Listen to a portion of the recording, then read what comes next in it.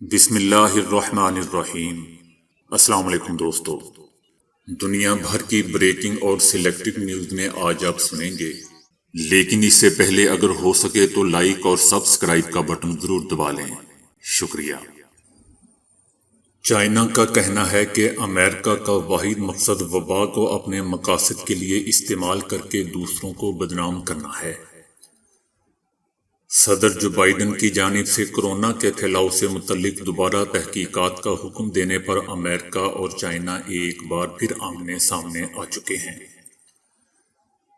سابق امریکی صدر ٹرمپ نے کورونا کا ذمہ دار چین کو ٹھہراتے ہوئے تحقیقات کا اعلان کیا تھا، جس پر چائنا نے سخت رد عمل اظہار کرتے ہوئے امریکہ پر کورونا پھیلانے کا الزام لگایا تھا،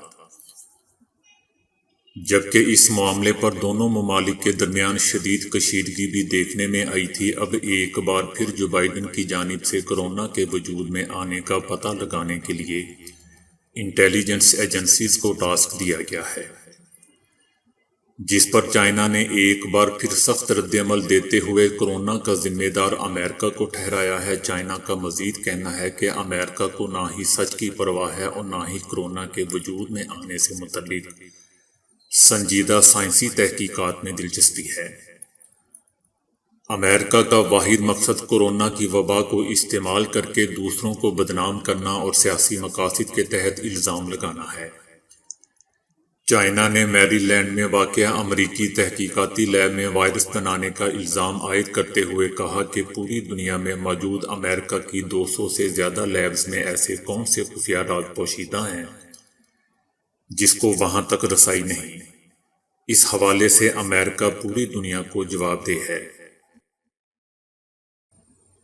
بھارت وزیر اعظم مودی کے احمقانہ فیصلوں کی وجہ سے قبرستان میں تبدیل ہوتا جا رہا ہے۔ کمبھ میلے اور انتخابات میں بی جے پی کی جانب سے کورونا ایس او پیز کی دھجیاں بکھیری گئیں، جن کا خمیازہ بھارتی عوام اب تک بھگت رہے ہیں۔ الجزیرہ کے مطابق نریندر مودی کی وجہ سے کورونا کی ہلاکت خیزی میں اضافے نے بھارتیہ جنتا پارٹی کے وفادار کارکنوں اور ہمدردوں کو بھی مودی سے متنفر کر دیا ہے۔ کورونا کے معاملے پر وزیر اعظم مودی کی بے حسی کی وجہ سے ان کے حامی انہیں آڑے ہاتھوں لے رہے ہیں۔ ان کا کہنا ہے کہ اب وہ کبھی مودی کو ووٹ نہیں دیں گے۔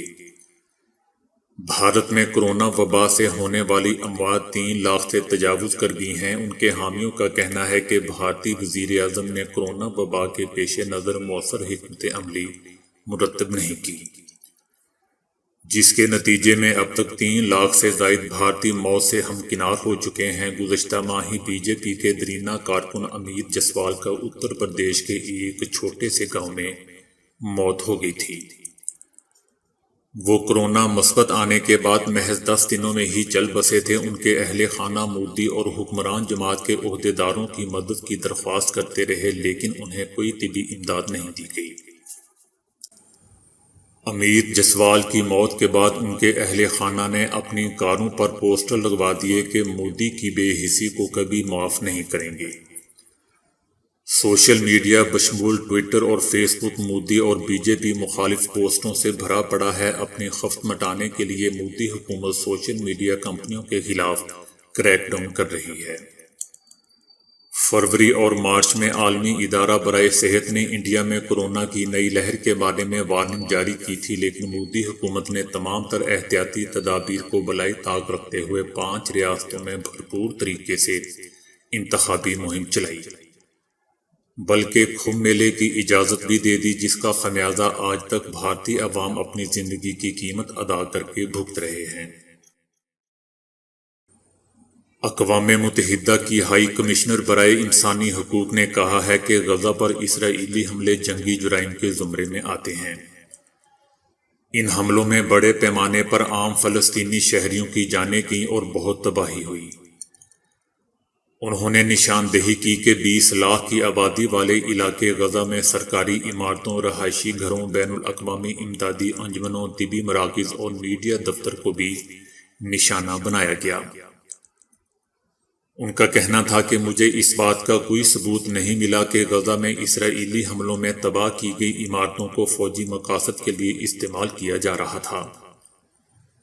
یہ حملے بلا امتیاز جنگی جرائم کے زمرے میں آتے ہیں۔ ان حملوں میں بڑے پیمانے پر عام شہری جاں بحق اور زخمی ہوئے، جبکہ بہت زیادہ تباہی مچی اور شہریوں کے ساز و سامان کو بھی شدید نقصان پہنچا۔ جس طرح اسرائیل کو اپنے شہریوں کے دفاع کا حق ہے، اسی طرح فلسطینیوں کا بھی حق ہے۔ دوستو، اقوام متحدہ کی جانب سے غزہ کو دنیا کی سب سے بڑی جیل بھی کہا جا چکا ہے۔ امریکہ میں 1965 اور 1959 کے دوران ایک آدمی نے کئی لوگوں کو جان سے مار دیا تھا، اور اس کے بعد پولیس اور میڈیا کو کسی خفیہ زبان میں خطوط لکھتا رہا۔ نہ کبھی یہ نامعلوم آدمی پکڑا گیا اور نہ ہی اس کے بھیجے گئے یہ کوڈز کی زبان میں لکھے ہوئے خطوط پڑھے گئے۔ اب پہلی بار کئی ممالک کے ماہرین کی ایک ٹیم اس کا ایک خط پڑھنے میں کامیاب ہو گئی ہے۔ پولیس کے مطابق اس آدمی نے 5 لوگوں کو مارا تھا، تاہم خود اس نے ایک خط میں 37 لوگوں کا اعتراف کر رکھا ہے۔ امریکہ، آسٹریلیا، بیلجیم کے ماہرین کی ٹیم جس خط کو پڑھنے میں کامیاب ہوئی ہے، یہ خط اس نے 1959 میں کرونیکل نامی اخبار کو لکھا تھا۔ اس نے پولیس اور میڈیا کو مخاطب کرتے ہوئے لکھا تھا کہ مجھے امید ہے کہ تم مجھے پکڑنے کی جدوجہد سے لطف اندوز ہو رہے ہوں گے۔ اس خط میں اس نے تمام مقتولین کو اپنا غلام قرار دیا اور لکھا ہے کہ جب میں جنت میں جاؤں گا تو میرے یہ غلام وہاں میری خدمت کریں گے۔ اسی مقصد کے لیے میں نے انہیں پہلے ہی وہاں بھیج دیا ہے۔ یہ خط امریکہ کے اشاروں کی زبان کے ماہر ڈیوڈ، آسٹریلوی ریاضی دان سام بلیک اور بیلجیم کے سافٹ ویئر ڈیولپر جیرل وین نے ڈی کوڈ کیا ہے۔ انسان صدیوں سے زیتون کا استعمال کرتا اور فوائد حاصل کرتا رہا ہے۔ اس کو پکانے کے ساتھ ساتھ بطور دوا استعمال کرتا آ رہا ہے۔ ابو علی سینا نے جن 64 ادویات کا ذکر کیا ہے، ان میں زیتون کا تیل بھی شامل ہے۔ جدید دور کی مشینی زندگی نے جہاں انسان کو بہت سی آسائشیں مہیا کی ہیں، وہیں فطرت سے دور کر دیا ہے۔ صبح سویرے کی سیر کا رواج بہت کم ہو گیا ہے۔ چکنی اشیاء اور فاسٹ فوڈز کا رجحان بڑھ گیا ہے۔ زندگی تیز رفتار ہو گئی ہے۔ ذہنی دباؤ اور عصبی تناؤ میں اضافہ ہو گیا ہے۔ موٹاپا اور کولیسٹرول کا مسئلہ بڑھتا جا رہا ہے، جس سے امراض قلب میں اضافہ ہو رہا ہے۔ لیکن ان سب چیزوں کے ساتھ ساتھ ایک دفعہ پھر روغن زیتون کا استعمال بڑھتا جا رہا ہے۔ اس کی اصل زمین فلسطین اور شام ہے۔ یہیں سے یہ بحر روم کے باقی ماندہ علاقوں خصوصاً تیونس، اسپین، یونان، ترکی اور اٹلی میں پھیلا۔ یہاں سے امریکہ پہنچا اور اب زیتون کے درخت امریکہ، آسٹریلیا، جنوبی افریقہ میں بھی پائے جاتے ہیں۔ یہ پہاڑوں میں پھلتا پھولتا ہے اور اس کے پتے پورے سال موجود رہتے ہیں، جو اسے تر و تازہ اور پھلدار رکھتے ہیں۔ یہ درخت طویل عمر پاتا ہے۔ اسپین کی یہ کہاوت آج بھی ضرب المثل ہے کہ زیتون کا تیل تمام امراض کا علاج ہے۔ غذا میں روغن زیتون گھی، چربی اور مکھن سے بہتر ہے۔ جدید تحقیقات بھی یہی ثابت کرتی ہیں کہ زیتون جسم میں جا کر دوسری چربیوں کی صورت اختیار نہیں کرتا۔ اس لیے اس کا استعمال امراض قلب اور موٹاپے سے بچنے کے لیے مفید ہے۔ یہ واحد تیل ہے جو مالش کے ذریعے جسم میں جذب ہو جاتا ہے۔ حالیہ تحقیقات اس بات کی گواہ ہیں کہ جن علاقوں میں روغن زیتون کا استعمال ہوتا ہے یا جو لوگ روغن زیتون استعمال کرتے ہیں، ان کے ہاں امراض قلب کی شرح بہت کم ہے۔ زیتون میں تقریباً 2/3 تیل پایا جاتا ہے جو کھانا پکانے کے لیے استعمال کیا جاتا ہے۔ اس کے علاوہ اسے بطور سلاد، چھوٹے بچوں کے مساج اور عطریات کے لیے بھی استعمال کیا جاتا ہے۔ یہ طویل عرصے تک خشک نہیں ہوتا اور نہ ہی بدبو پیدا کرتا ہے۔ روغن زیتون کولیسٹرول کو جسم میں جذب ہونے سے روکتا ہے اور خون کے اندر زہریلے مادے کو خارج کرتا ہے۔ یوں اسے سرطان یا کینسر کو ختم کرنے کی بھی اہمیت حاصل ہے۔ جلنے کے زخم پر زیتون کا تیل لگانے سے زخم جلد ٹھیک ہو جاتے ہیں۔ جاپان میں روغن زیتون کو آنتوں کے امراض میں مفید قرار دیا جاتا ہے۔ کسی سبب اگر ہڈیوں میں درد رہتا ہو تو روغن زیتون کی مالش سے آرام محسوس ہوتا ہے۔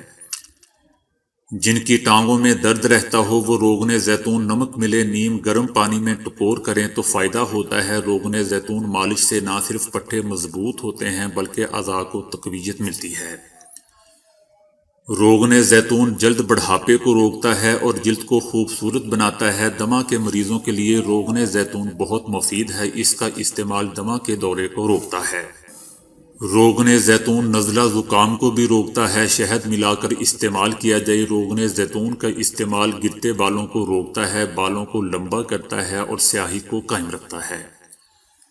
بالوں کو مضبوط توانا بناتا ہے۔ جدید تحقیقات کے مطابق جو لوگ روغن زیتون کا استعمال کرتے ہیں ان کا بلڈ پریشر نہیں بڑھتا بلکہ متوازن رہتا ہے۔ روغن زیتون گردے کی پتھریوں کو نکالنے میں مفید ہے۔ جو لوگ موٹاپے کا شکار ہیں وہ چکناہٹ اور گھی ترک کر کے روغن زیتون کا استعمال کر کے موٹاپے کو روک سکتے ہیں۔ روغن زیتون کا استعمال جسم میں طاقت اور توانائی مہیا کرتا ہے۔ اس کی مالش فالج میں مفید ہے۔ کسی بیٹی کا کہنا ہے کہ امی ابو دونوں کا جنازہ ایک ساتھ اٹھا تو پورا علاقہ ویسے ہی شریک ہوا جیسے 55 سال پہلے ان کی شادی میں شریک تھا۔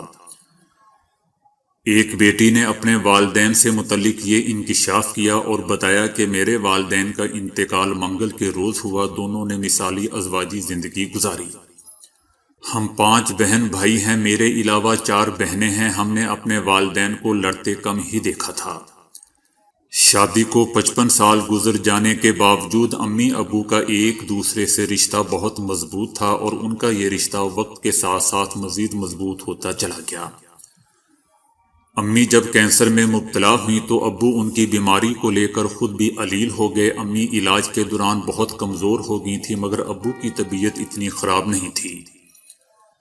8 دسمبر کو مغرب کے وقت اچانک ابو کا انتقال ہو گیا۔ اس کے بعد امی کو جب پتہ چلا کہ ابو ہم میں نہیں رہے تو وہ بھی صدمہ برداشت نہ کر سکی اور 1.5 گھنٹے بعد وفات پا گئیں۔ امی اور ابو دونوں کا جنازہ جب ایک ساتھ اٹھا تو ہمارے بزرگ بتاتے ہیں کہ پورا علاقہ جنازے میں بالکل ویسے ہی شریک تھا جس طرح 55 سال پہلے ان کی شادی میں علاقے والوں نے شرکت کی تھی۔ تو دوستو آج کے لیے اتنا ہی۔ ویڈیو کو لائک اور شیئر کرنے کا بہت بہت شکریہ۔